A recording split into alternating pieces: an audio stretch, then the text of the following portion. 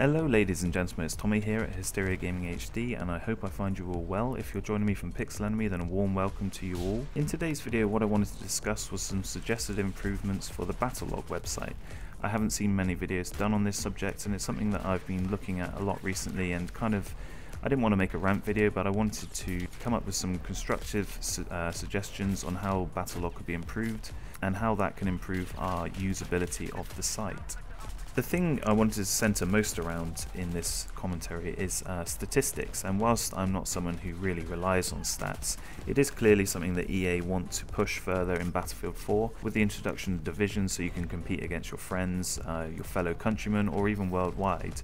It kind of makes it a more competitive feature, and with the introduction of the Battlelog mobile app on Android and iOS, it's something I do find myself checking, if I'm honest.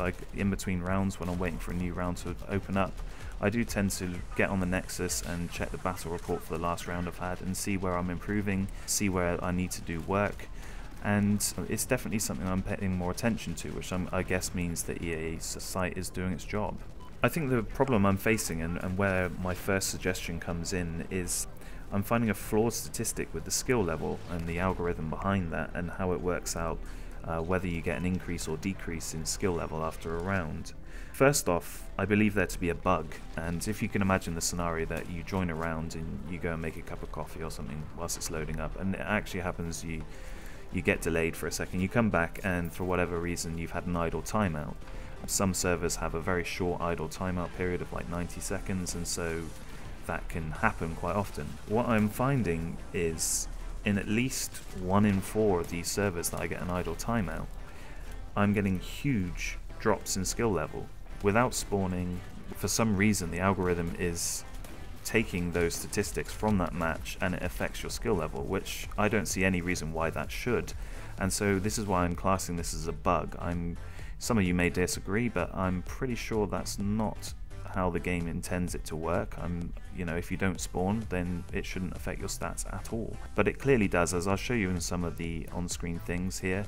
I think the highest one I've actually managed to get a screenshot of for me is about 41 skill level, and that's for a game I didn't even compete in. And if you bear in mind, I think the highest raise in skill level I've ever had was about 32. So for a minus 41 without even spawning seems incredible, really. And of course, these stats are just things that I've experienced in the last few days. There's an actual forum on Battlelog that dedicates itself to the biggest skill drops and how you've achieved them, and there are people posting in there in similar scenarios getting minus 81, which is just absolutely incredible. I mean, if you could imagine how long it would take to achieve plus 81, it's clearly disproportionate. There's also a related issue, which I'm not sure whether to classify as a bug, because it may be working as intended. I guess I'll leave that down to you guys to decide. But it is possible to achieve drops, and fairly substantial drops, as a commander. Now, the largest one I've achieved yesterday was a minus 17, but it seems in a map, and you'll see this is on lockers, you don't get any cruise missiles or anything like that, or gunships, so you can't get any kills.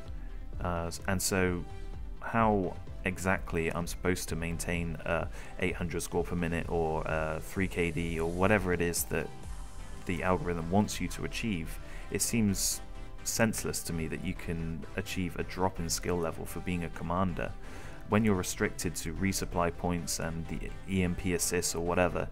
They're very small values, and so of course you're going to get a low score per minute, and on that basis it clearly shouldn't be affecting your skill level.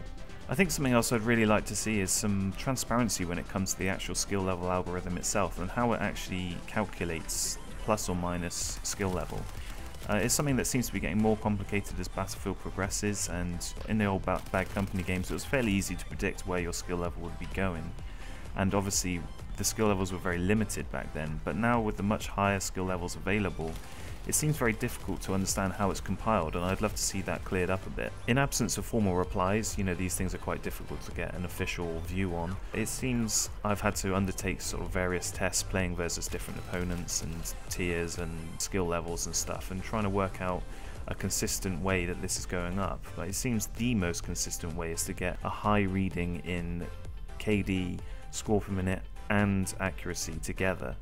If you achieve all 3 of those in a high reading, and by high I mean anything that falls into Division 1, I would class that as high because it is the worldwide average for Tier 1, I would expect to see a skill level increase, but this isn't always the case, and there are scenarios that I play and I think I've done really well and skill level goes down, or I think I've done really badly and it goes up. So I would love to see some transparency, maybe a mouse over that would explain more about how the details are gathered and how that affects your skill level.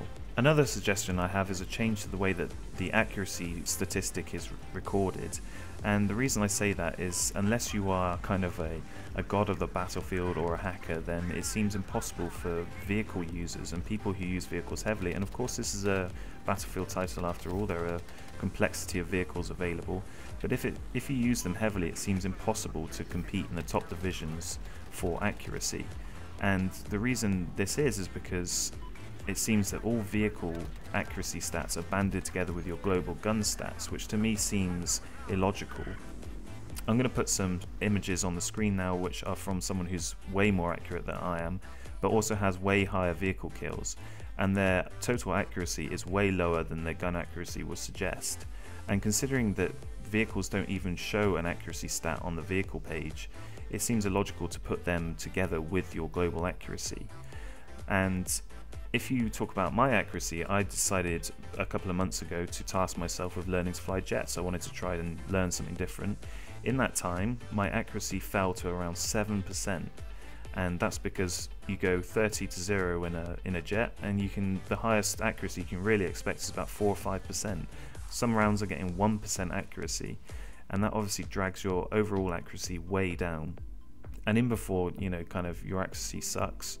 My accuracy was sitting around 7%, and if you look at my global gun statistics, they're all between 15 and 17%. If you then took the averages from sniper rifles and shotguns, which obviously are much higher, that would push mine to about 20, which is in a much higher division.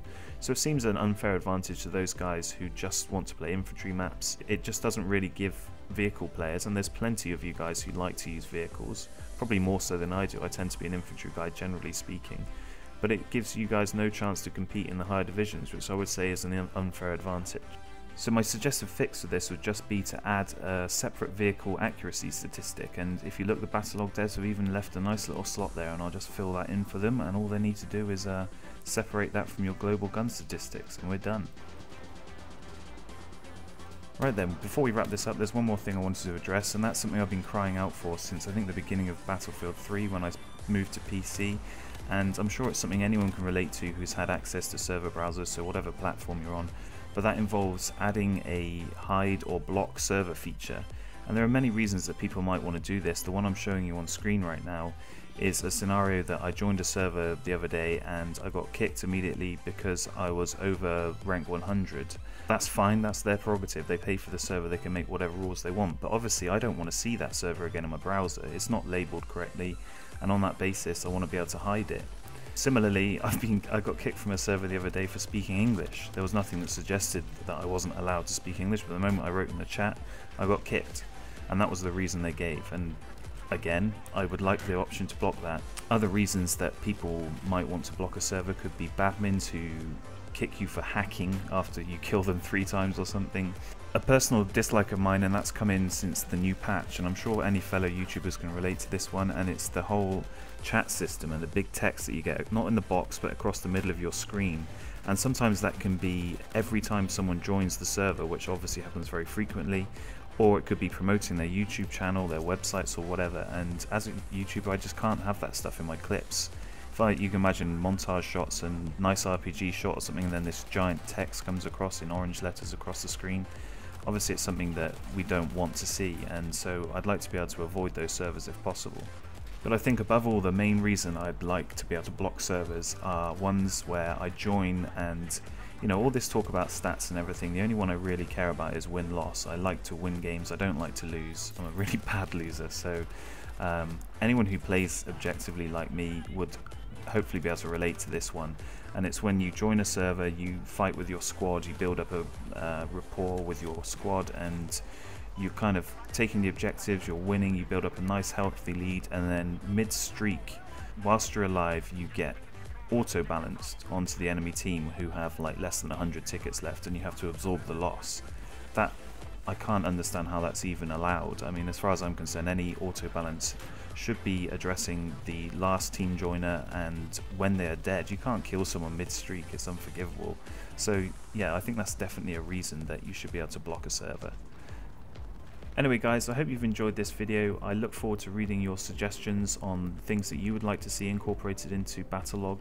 I think on the whole it's a big improvement over the way Battlefield 3 compiled the data, but I think with a few tweaks it could be a lot better.